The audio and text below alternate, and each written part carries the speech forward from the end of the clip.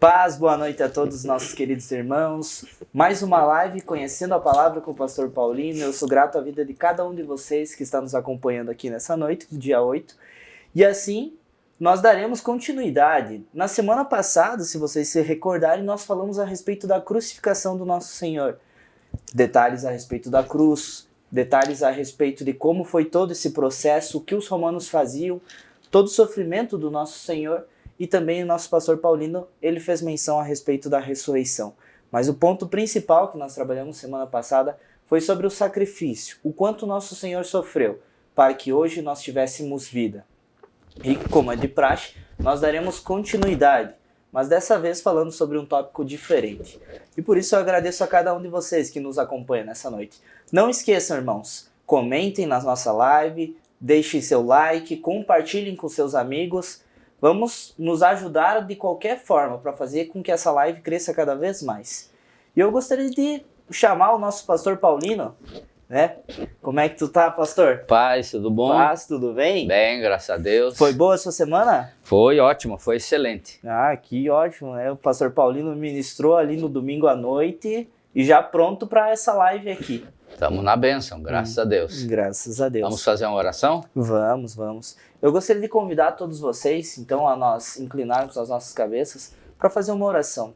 Nesse momento, é uma oportunidade especial de nós podermos estudar a palavra do nosso Senhor. E assim eu convido cada um de vocês a nos apresentarmos diante de Deus. Senhor, muito obrigado por essa oportunidade, por esse momento de estarmos reunidos aqui, Deus. Senhor, talvez não presencialmente, mas todos reunidos em espírito, para que nós possamos conhecer mais a Tua palavra. E nós sabemos que a Tua palavra é proveitosa, Senhor. Ela é inspirada por Ti e não há falha alguma diante dela, Senhor. E ela que rege a nossa vida de fé. E assim nós Te agradecemos, porque como está escrito, a fé vem pelo ouvir e ouvir a Tua palavra.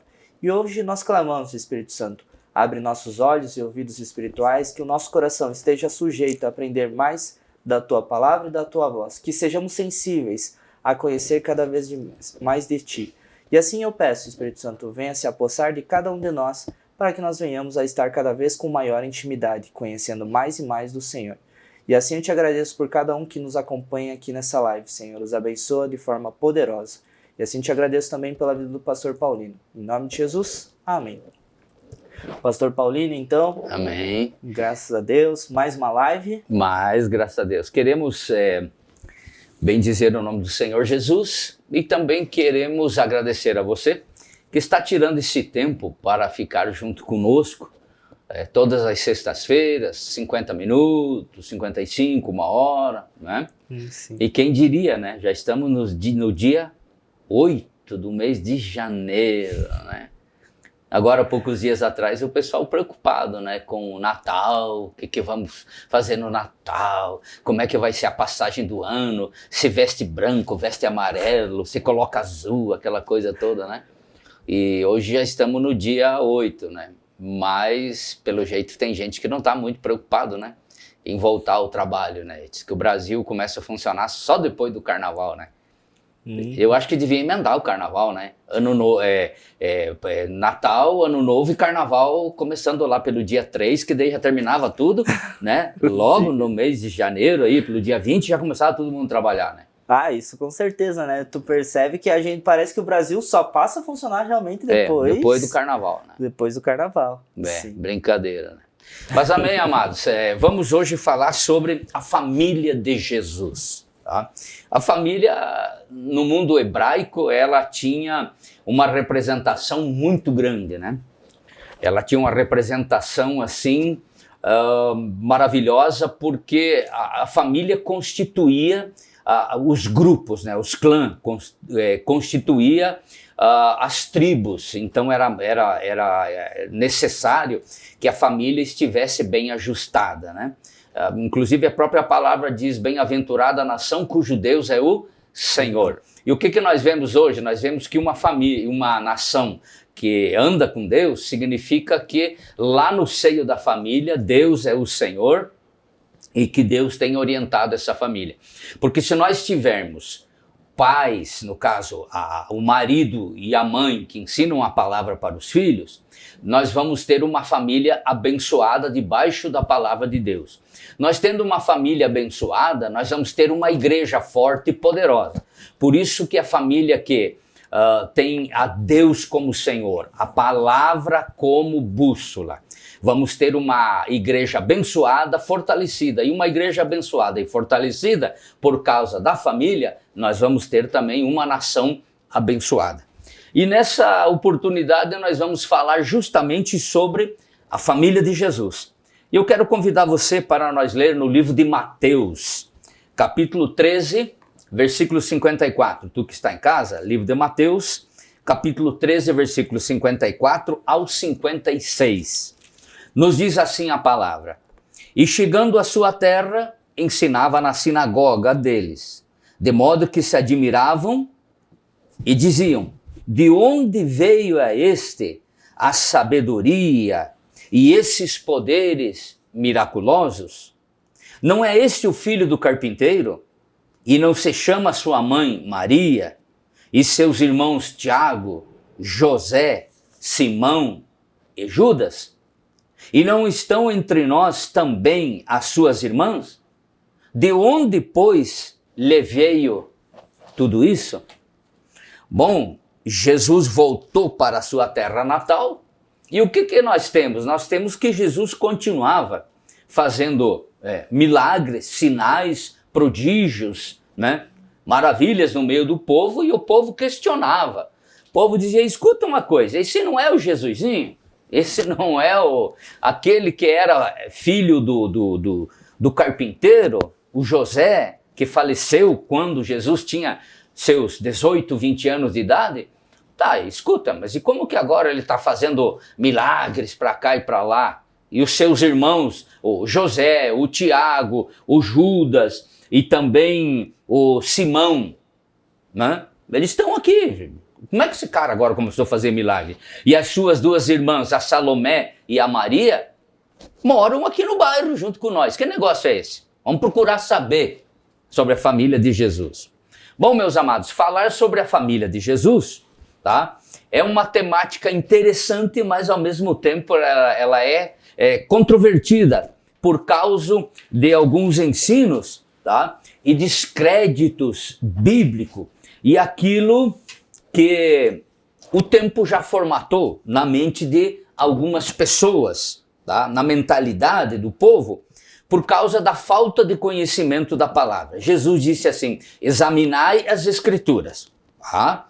E até por causa de interpretações da própria Bíblia desfocada, ou então até aquilo que se convencionou através dessa passagem de ensinar algo que na realidade é bíblico, mas não é toda a verdade. Ou seja, a pessoa pode estar vivendo uma vida totalmente errada e achando que está certo, tá? Mas ela não sabe que ela está perdida. Bom, porém, antes de falarmos, tá, dos irmãos de Jesus, eu gostaria de falar alguma coisa dos pais de Jesus, tá? No caso, o José e a Maria, que vamos deixar claro que José não era pai de Jesus, ele era o padrasto, né? Ele era pai dos outros irmãos de Jesus, dos meio-irmãos, porque Jesus foi gerado pela ação do Espírito Santo. Maria, em Lucas, capítulo 1, versículo 26 ao 38, nós temos o quê? O Gabriel, que é o anjo mensageiro, indo até a Galileia, a cidade de Nazaré, onde morava Maria, e ao se encontrar com a Maria, lhe anuncia, da parte de Deus, que ela seria a mãe do Messias, né? Seria a mãe de Jesus, a mãe do Machia. Alguns chamam de anunciação de Maria. E a partir de Lucas, capítulo 1, versículo 46 até o 55, nós temos o Magnificat de Maria, aonde a Maria, ela engrandece ao Senhor. E esse engrandecimento é visto como um salmo, porque ela exalta Deus, tá? Quem sou eu, uma mulher simples do interior? Isso na tradução paulina, né? Deus atentar para mim, tá? E na baixeza da sua serva, e dizer que eu vou ser a mãe do Salvador, a mãe do Messias. E daí ela louva e exalta a Deus. Bom, meus amados, Maria era uma mulher, uma moça do interior, de uma pequena aldeia, tá? De descendência judaica. Ela era virgem e, igual aos demais judeus, ela tinha a esperança da vinda do Messias, que foi prometido desde lá o Gênesis capítulo 3 e no versículo 15. Se destacava em sua cidadezinha, tá? Por sua simplicidade, uma moça de dignidade, era reservada, silenciosa, calma, submissa, né, aos pais, fazendo os trabalhos ali do dia a dia, tá? E também tinha a esperança da vinda do Messias, que ia mudar a condição do povo de Israel. E Maria acomodou-se a ficar na posição secundária diante da honra que lhe foi concedida, dizendo que ela ia ser a mãe do Salvador. Ou seja, o que podemos dizer com ficou na posição secundária e acomodou-se no seu lugar? Isso quer dizer, quando o anjo anunciou para Maria, Maria não saiu anunciando no bairro todo, anunciando para todo mundo, não. A Maria ficou na posição dela, tá? Até parece que a Maria estava adivinhando o que Paulo falaria mais tarde, dizendo assim, cada um fique na posição em que foi chamado, né? Não avance o sinal, aguarde. Tá no amarelinho, fique aguardando, fique em estado de alerta. E os evangelhos não registram nenhuma ação, atitude ou operação de Maria ou ministração de Maria em relação a Jesus, tá? Que tomasse a frente do Senhor Jesus, tá? Mas que fosse tão somente uma personagem. Ela era mãe, ficou no lugar de mãe, ela não quis tomar a posição. E, inclusive, não tem nenhuma passagem que fala de milagres de Maria.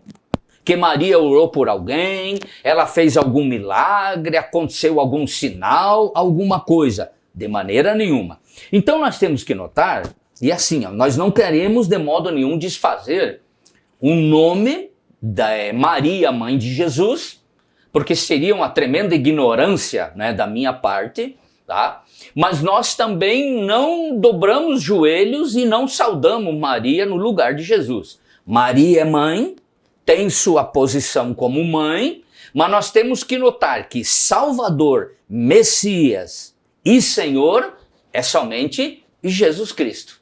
Amém.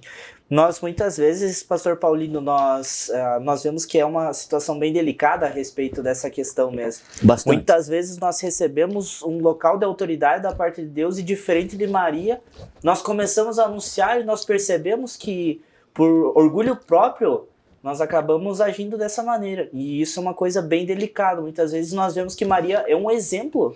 Eu acredito que para todas as mulheres, ver como uma mulher, ela tornou-se submissa à missão na qual ela havia recebido, que era ser a mãe do Salvador.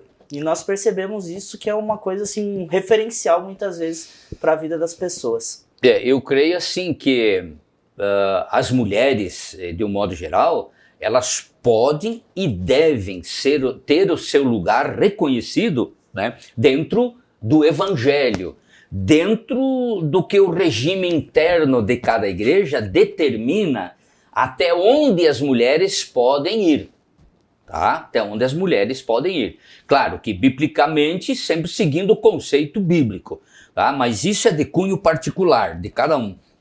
E nós reverenciamos a Maria não adorando a Maria e colocando Maria no lugar de Jesus, de maneira nenhuma. Salvador, Redentor, Cordeiro de Deus e quem morreu na cruz para nos salvar, somente Jesus Cristo.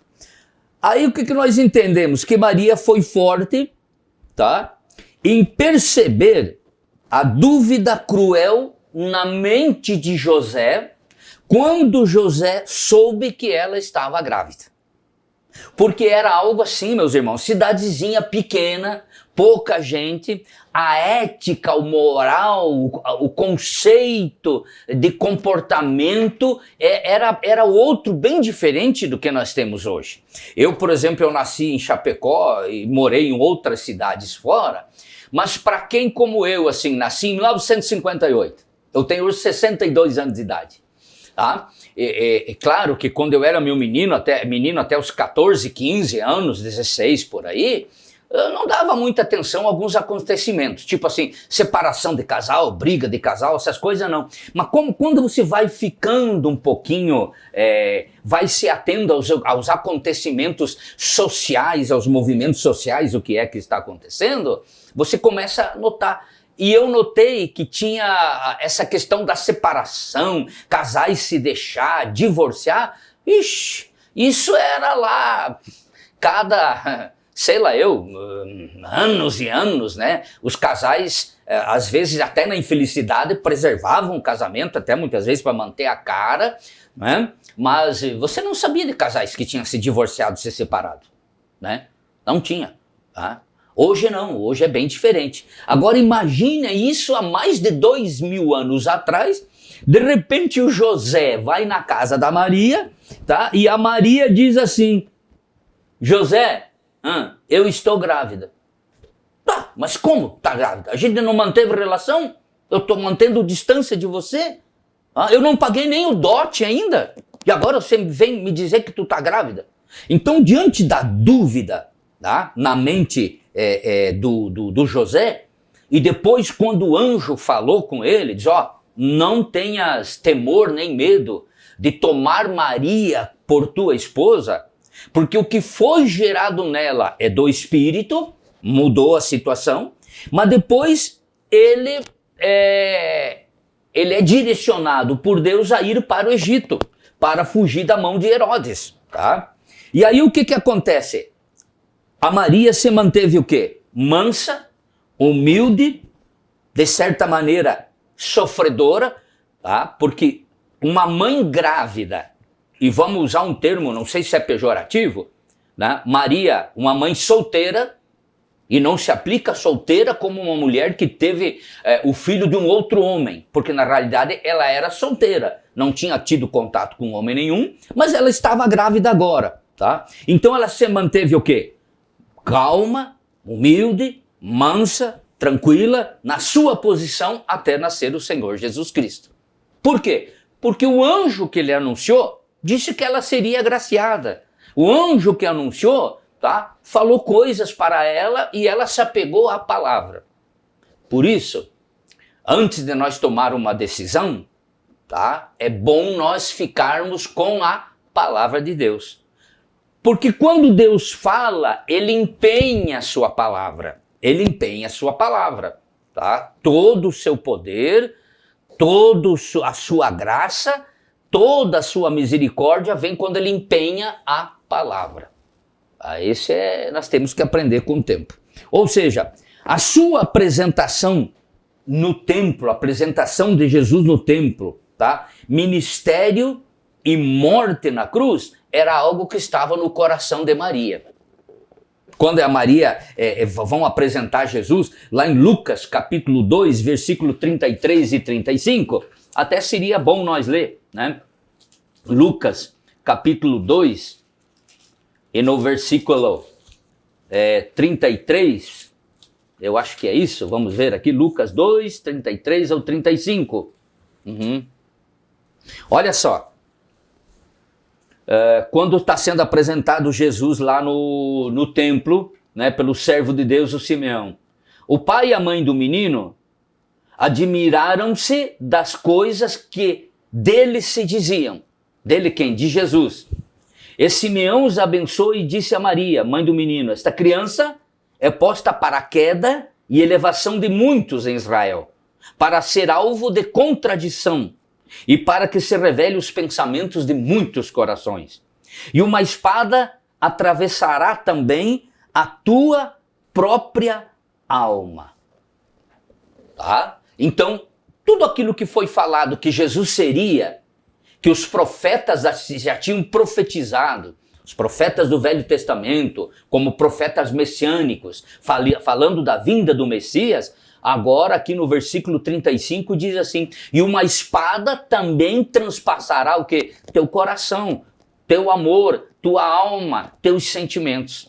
Em tudo isso a Maria ficou o quê?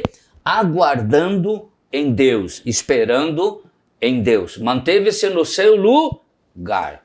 Tá? E o problema é que nós temos aí algumas, como é que eu vou me expressar? Algumas religiões, tá? Que tiraram a posição de Jesus e colocaram Maria à frente. Tá? Em momento nenhum a Maria teve essa presunção de tomar a frente de Jesus. Até porque a Maria não é o Salvador. O Salvador é tão somente quem? Jesus Cristo. Uhum. Isso é uma coisa bem interessante, né? Esse papel de Maria. Mais tarde, lá em João, se não me engano, capítulo 2 ou capítulo 4, o primeiro milagre de Jesus, nós vemos, e muitas vezes, uma coisa que eu acho bem interessante que o Adriel diz, que nós somos seguidores de Maria. Porque Maria deixou um único mandamento, né? Vão e façam tudo o que ele mandar. Exatamente. Então, vejam só, até mesmo Maria reconheceu a autoridade de Jesus, sendo ele seu filho. Assim, então, isso é uma coisa muito interessante, de nós reconhecermos o nosso papel diante de Deus. E tem a passagem lá também do livro de Atos, né, um pouco antes da descida do Espírito Santo, quando Jesus falece, né, morre, ele é tomado, né, e ele é por Nicodemos, né, se não me engano... Que é tomado da cruz. José de Arimateia e Nicodemos. Exatamente. E daí eles enterram a Jesus. O que acontece? Os discípulos, os 11, né? Porque o Judas tinha se enforcado e não havia sido escolhido ainda o Matias. Eles vêm e vão na casa da mãe de João Marcos, que se eu não me engano também se chamava Maria, né? E eles sobem num lugar chamado átrio, um lugar espaçoso. E o que acontece? Lá está então os 11 discípulos e Maria está junto, fazendo o quê? Estavam em oração. Né? Em momento nenhum, na igreja primitiva do livro de Atos, aparece um ato de Maria, tá? Na história, no livro de Atos, em que Maria toma a frente de alguns dos discípulos, dizendo, não, eu sou a mãe de Jesus, quem está mandando nas paradas e agora sou eu. Não, momento nenhum. Tá? Ela sempre ficou na posição dela. Isso é muito importante. Tá? E aí, meus amados, o que nós podemos falar para vocês? Quando, após a ascensão de Jesus Cristo ao céu, tá? Ela é vista junto com as mulheres e os discípulos, que acabo de falar aqui, adiantei o expediente, né? Lá em Atos, capítulo 1, tá? Nós temos lá Atos, capítulo 1, e no versículo 12, tá? E no versículo 13. Vamos ler então. Então voltaram para Jerusalém, vindo do monte chamado das Oliveiras, que fica perto de Jerusalém, à distância da caminhada de um sábado. Tendo chegado, subiram aos aposentos onde estavam hospedados. Ali tem os 11 discípulos, tá? Todos perseveravam juntos em orações e súplicas com as mulheres. E também com Maria, mãe de Jesus, e com quem? Os seus irmãos. Porque nós não podemos deixar, irmãos, de falar que até Jesus ressuscitar, os seus irmãos não acreditavam que ele era quem? O Messias. Tanto é que quando Jesus começa o seu primeiro milagre em Caná da Galileia e alguns outros milagres por ali, o que eles dizem? Não fique somente aqui. Vá para outros lugares, tá? E se mostre para o mundo. Não sei se era uma forma de dúvida ou querendo se livrar da pessoa de Jesus, que isso pesava na vida deles, o quê? Mas eles só vão acreditar em Jesus depois que Jesus ressuscita. Inclusive, 2 se convertem, né? 2 se convertem, né? Tiago e Judas. Esses 2 são quem escreveu São os irmãos de Jesus. Tiago menor e Judas. Porque não poderia ser Judas Iscariotes, né? O Iscariotes, né? O Judas Sicários, né? Se matou, né? Então era o Tiago menor e o Judas, irmão do Senhor. Bom, nós temos, na realidade, o maior amor e o maior carinho e respeito pela Maria, mãe de Jesus. Até porque, meus amigos, irmão, entenda assim, ó, quando nós chegar lá no céu, diante de Jesus, Jesus vai dizer, aí camarada, como é que você andava queimando a mamãe lá embaixo?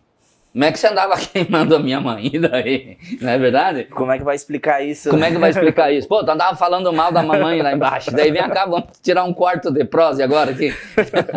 Quartinho escuro. Não dá, né? Não tem jeito, né?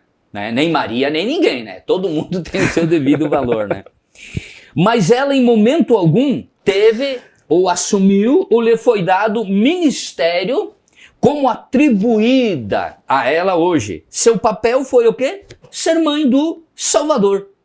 Ela não é uma intercessora e não tem nenhum outro ofício dado nas Escrituras. Não aparece, não tem. Se tivesse, ou pudéssemos notar assim como subentendido, tá? Tipo, Maria foi numa vila visitar e tendo orado, a pessoa ficou boa, coisa. Ainda tudo bem, poderíamos atribuir a Maria, mas não tem em lugar nenhum das Escrituras.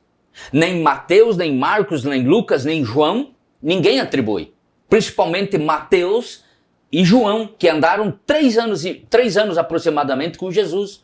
Marcos, que se converteu com Pedro, nunca ouviu nada de Pedro. E Lucas, que é o historiador, né, que escreveu o Evangelho de Lucas, e depois, na pesquisa que ele fez no livro de Atos, e de ter andado junto com Paulo, ele não fala nada. Então não vamos atribuir algo a Maria, que ela não tem direito bíblico, tá?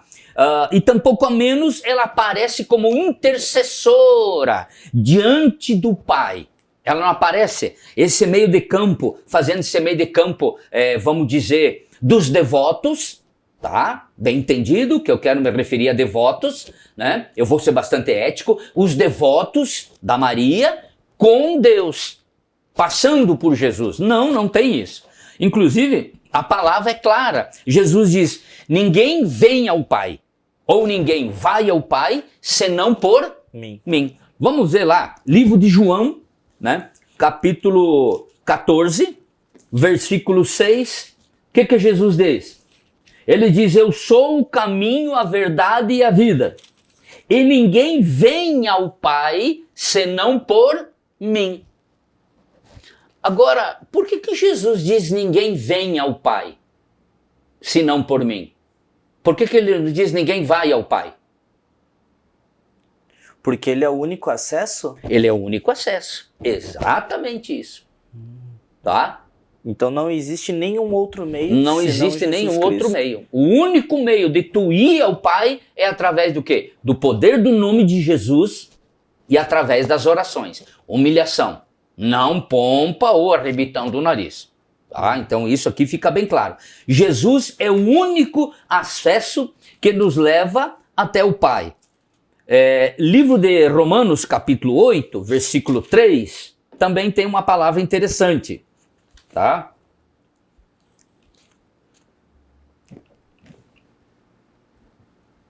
Diz assim, pois o que era impossível à lei, visto que estava enferma pela carne, agora preste atenção, Deus o fez enviando o seu Filho em semelhança de um homem pecador, como oferta pelo pecado. Dessa forma, condenou o pecado na carne. Ou seja, os pecadores lá do Velho Testamento, e ainda hoje os pecadores, não temos condição de por nós mesmos ir. Por quê? Porque Jesus tomou o pecado sobre si. A partir do momento que ele toma o pecado sobre si, ele condena o pecado na sua própria carne. E nos exime desse pecado através do seu sacrifício. Então, para ir a Jesus só tem um modelo e um modo, através do sacrifício de Jesus. E qual é o sacrifício de Jesus?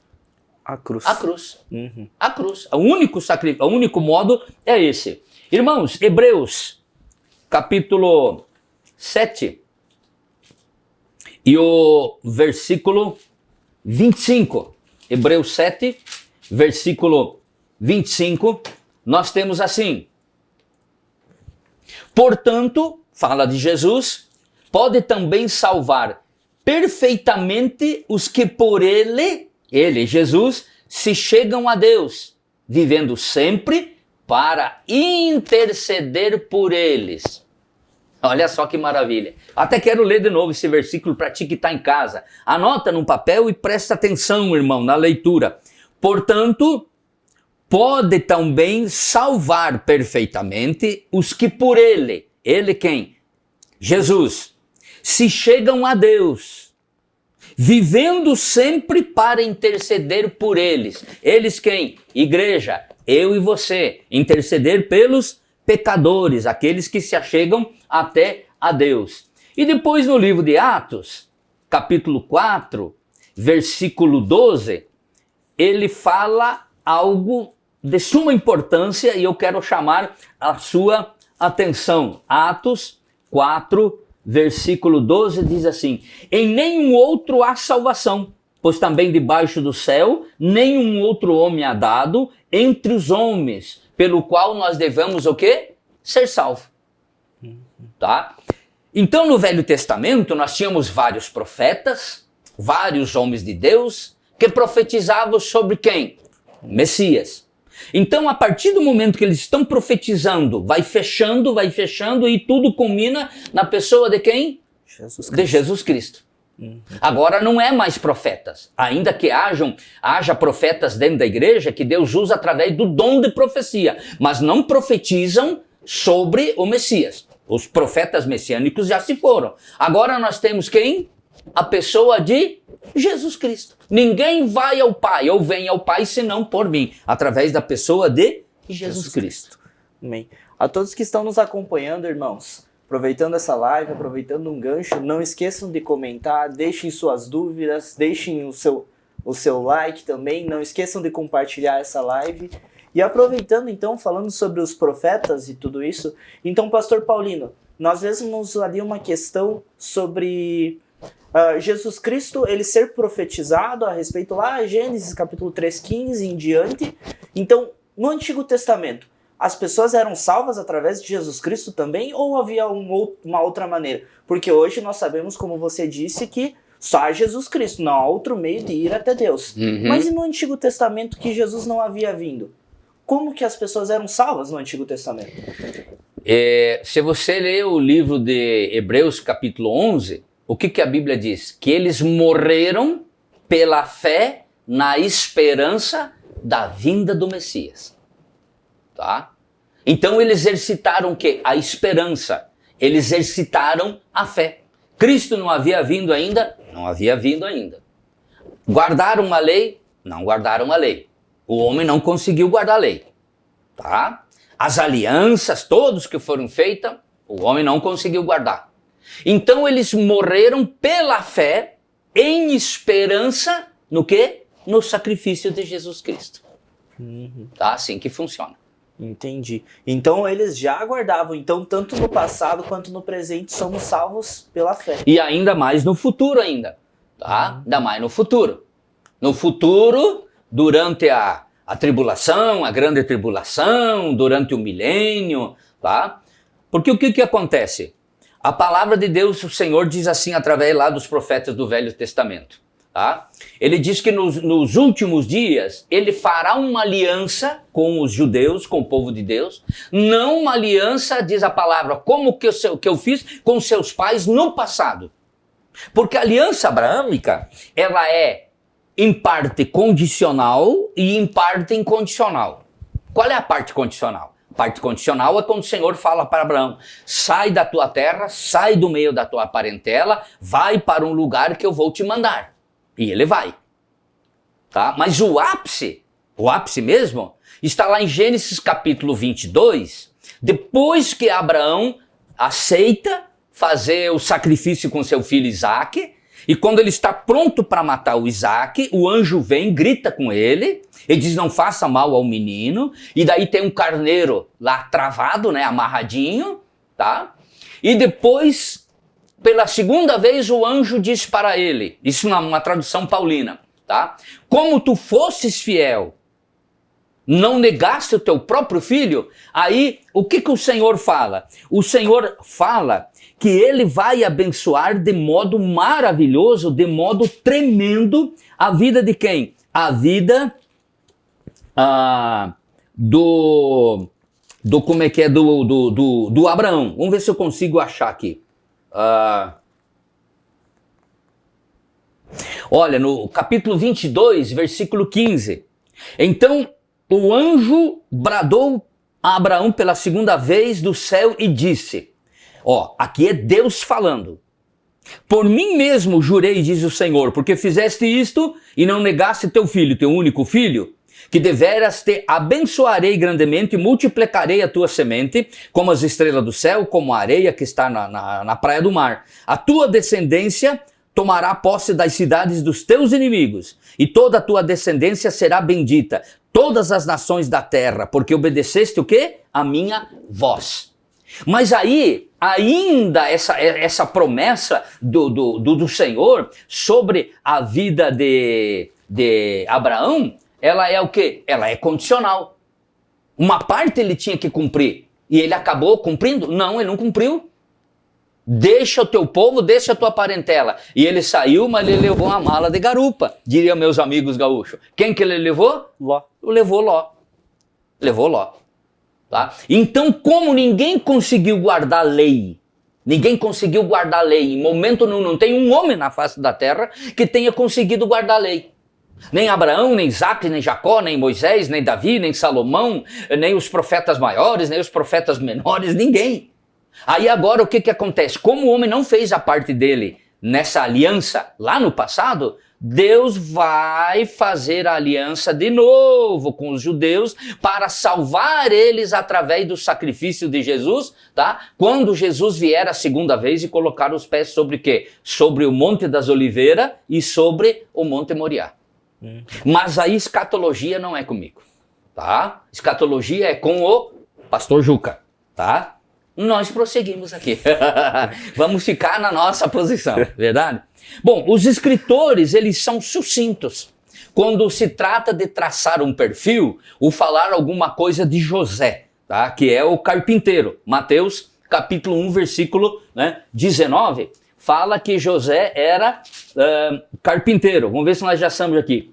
José, seu marido, sendo justo e não querendo difamá-la, resolveu deixá-la secreto. Bom, aqui só fala que José era marido, né, de Maria, tá?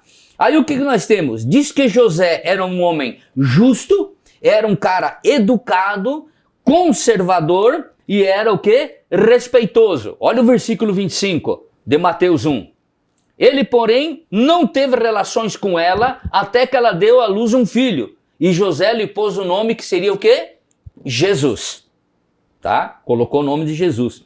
Ele era obediente às orientações de Deus na sua vida. Mateus 2, versículo 14. Olha só. José levantou-se de noite, tomou o menino e a sua mãe e partiu para o Egito. Tá? Foi para o Egito. No versículo 20. Depois a volta para a terra prometida se dá no versículo 20 ao versículo 23. Porque aqueles que procuravam matar o menino, que era Herodes, tá, já havia morrido. Só que nós temos que pensar não só no Herodes. Tinha vários Herodes.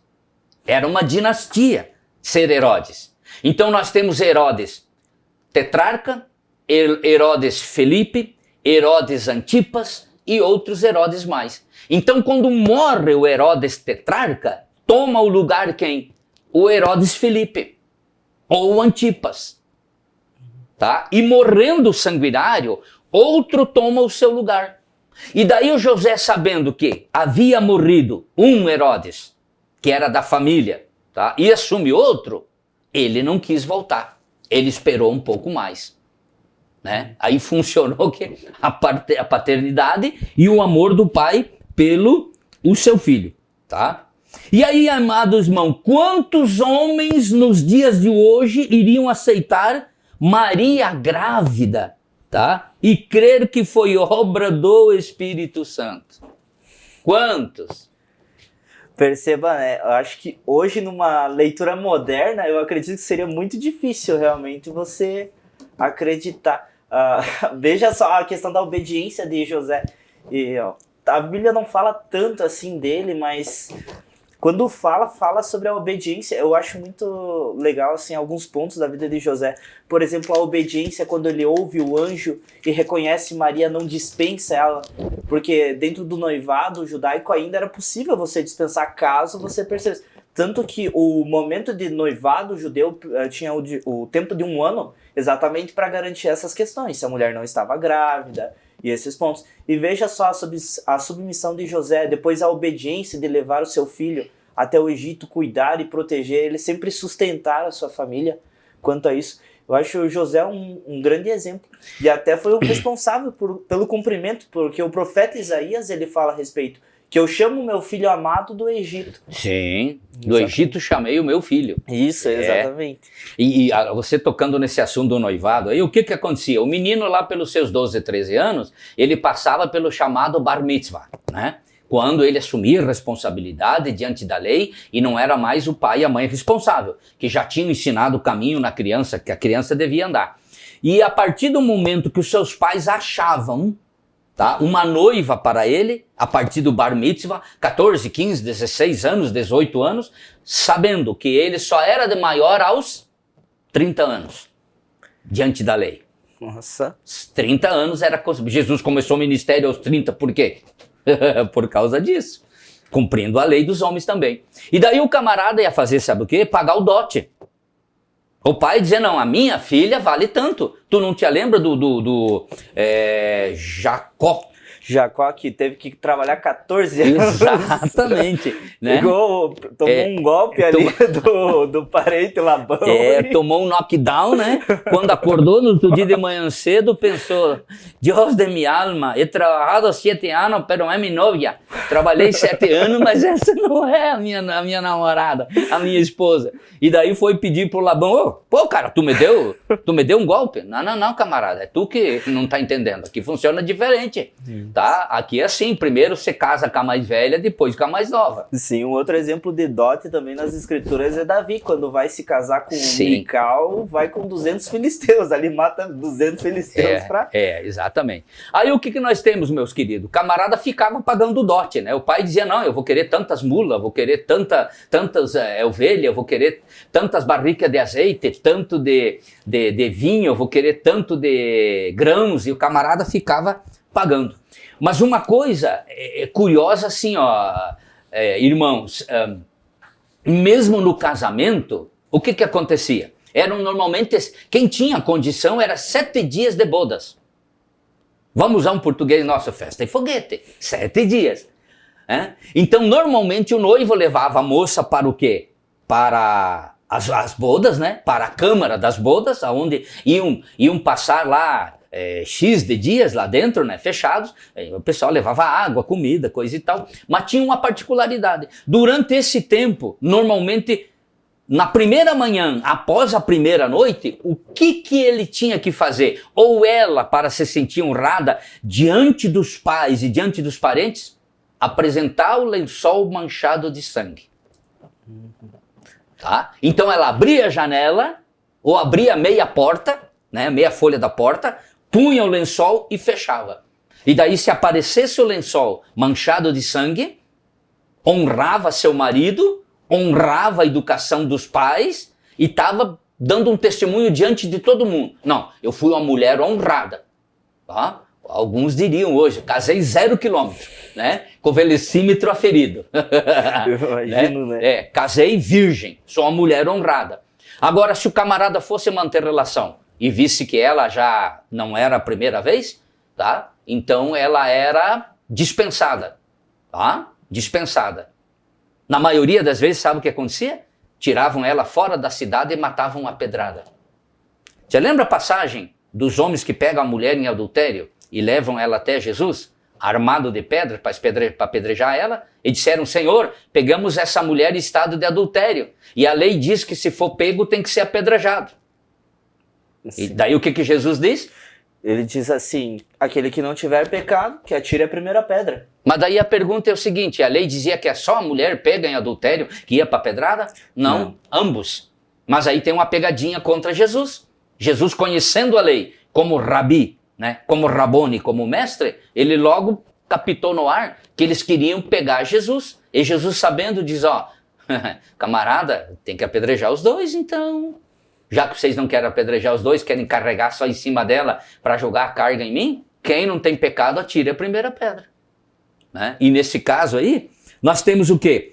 Que José foi um camarada, podemos dizer, muito macho, né? Matou no peito e diz, não, eu vou assumir o filho, porque o anjo falou para mim. Então, aí é que tá, irmão, acreditou na palavra de Deus, acreditou no anjo que tinha levado a mensagem, não no anjo em si, né? Porque o anjo não tem poder de sustentar a palavra. Ele acreditou na palavra de Deus que o anjo veio trazer para o José.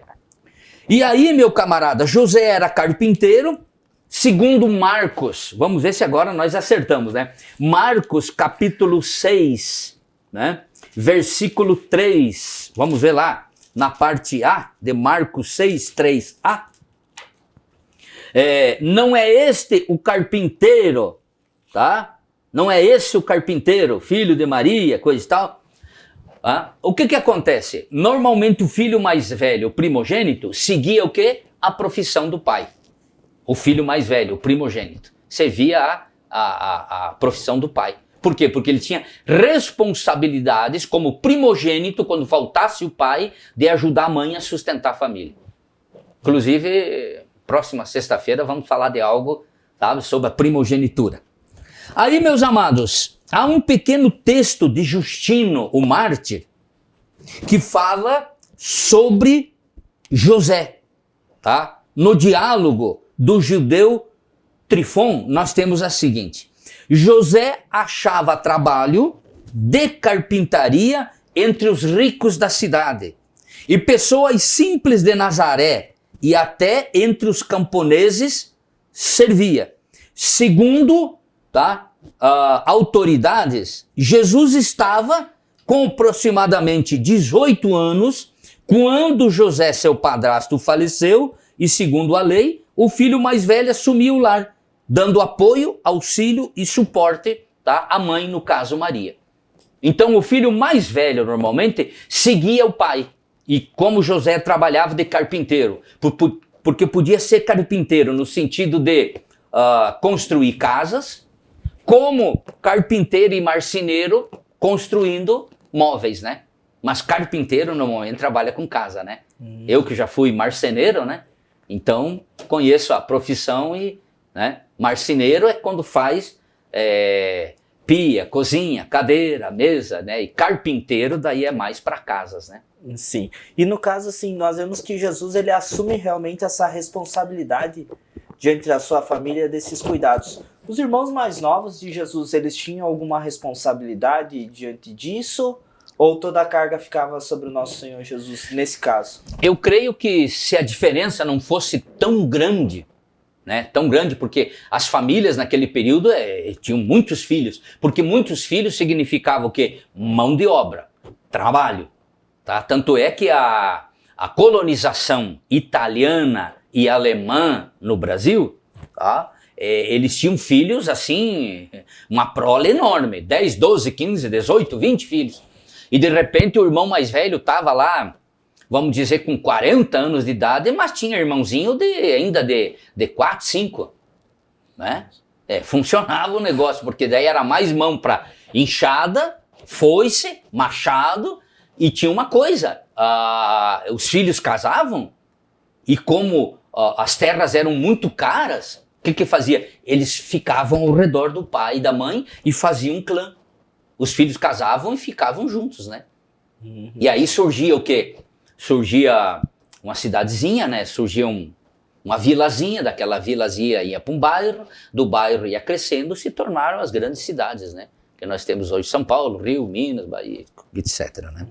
E o José, então, aos 18 anos assumiu, e eu creio que, assim como seus irmãos foram crescendo, foram assumindo algumas profissões, algumas condições também dentro da família, né? Só que não fala quantos anos exatamente tinha o José, e nem quantos anos exatamente tinha a Maria quando faleceu. Tá? Mas aí o que nós temos? Quando Jesus foi procurado pela sua família, em Mateus 12, 46 ao 50, não os ignorou como alguns interpretam. tá? Jesus estava lá ministrando num certo lugar e alguém chegou e disse: ô Jesus, está aí fora os teus irmãos e a tua mãe quer falar contigo. Vamos ver essa passagem aí? Está lá em Mateus 12, 46 ao 50. Mateus 12, 46 ao 50. Falava ele ainda à multidão quando a sua mãe e seus irmãos estavam do lado fora querendo falar com ele. Disse-lhe alguém: tua mãe e teus irmãos estão lá fora e querem falar contigo. Ele, porém, respondeu, tá, ao que lhe avisara: quem é minha mãe? E quem são meus irmãos? E estendendo a mão para os discípulos, disse: aqui estão minha mãe e meus irmãos.